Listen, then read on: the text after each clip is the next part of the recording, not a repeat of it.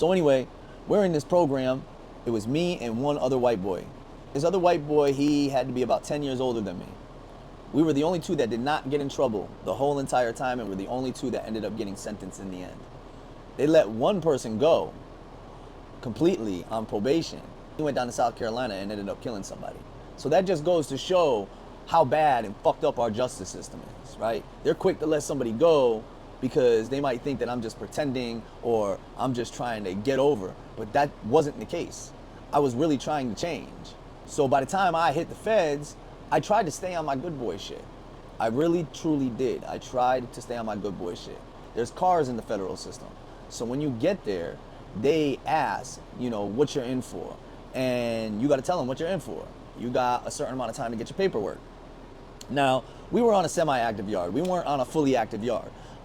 I got lucky, but at the same time, I didn't get lucky, right? Because I would never be anything less than a level 3.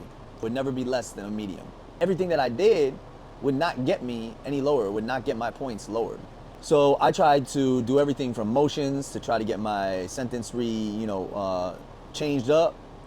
That got denied, and that didn't get denied until I hit the halfway house, right?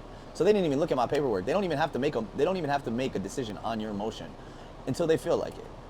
And at the end of the day, they don't ever have to. That's how messed up the justice system is, right? So I did my time, and I tried to do it by myself, right? Everybody asked me, what you want, white boy time? What you want, white boy time? No, I'm not on white boy time. I mean, I'm married to a mixed female.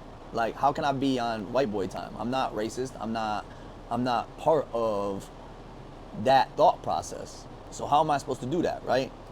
I said, no, I'm straight lone wolf. I'm on civilian time. I'm on my time.